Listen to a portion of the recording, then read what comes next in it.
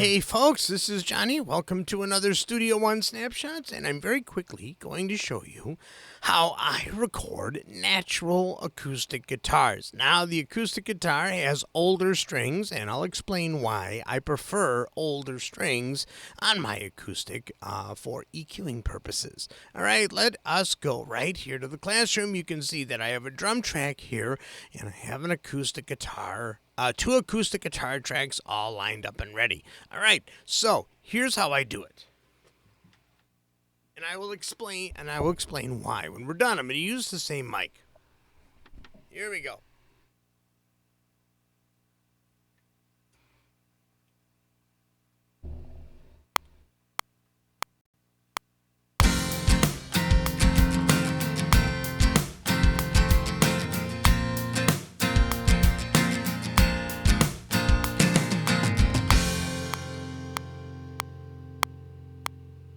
There we go.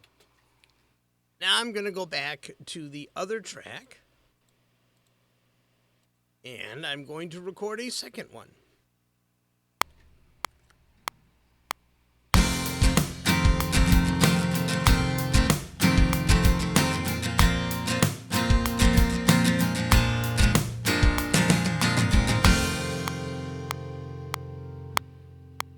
All right, now let us take a look. Now, if you're wondering why I turned off the monitor, is because I didn't want a double sound for the microphone for my speaking voice and for the recording. So we're going to take these two acoustic guitars, and you can choose if you want to pan them hard left and hard right. I am actually going to do that. Here we go.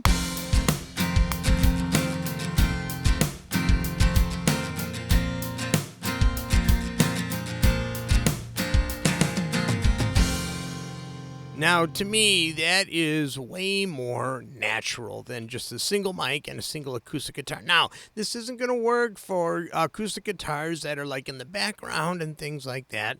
But for this example, because these would be the predominant guitars in my song, you can see that I just did this and I highlighted all the tracks and I just did a quick fade out just to see.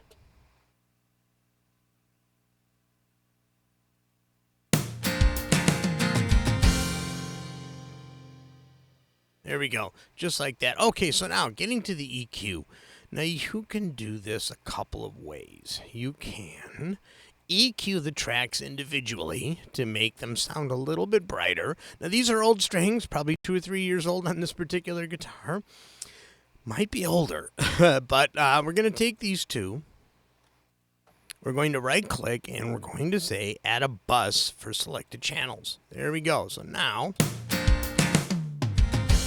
There we go. So now I have full control over both of the guitars just through the bus. I'm going to do this. I'm going to click on here, and I'm just going to use a very simple channel strip. Now, these actually sound pretty good. Usually with this particular mic, this is the PD70 from Personas, I usually don't need to do much EQing, but I want to show you what you can do. So here is the part.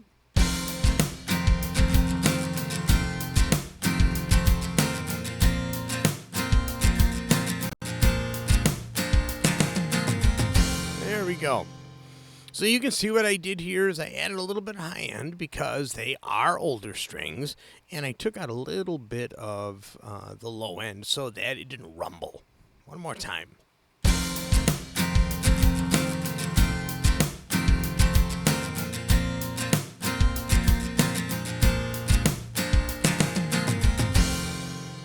There you go. So how did they sound mono? Are you going to get phasing? Usually, no, but I'm going to put them in mono. Let's see. There you go.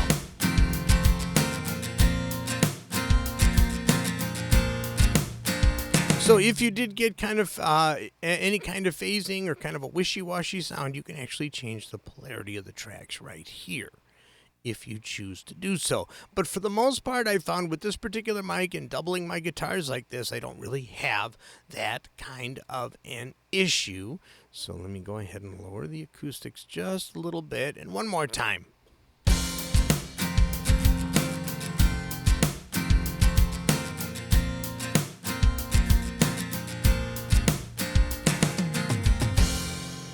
There you go, and if you want, you can use one of those plugins that automatically lines things up. For me, I personally like to keep them this way because the little differences and the nuances really make the stereo part of everything a little bit more vibrant and a little bit more natural sounding.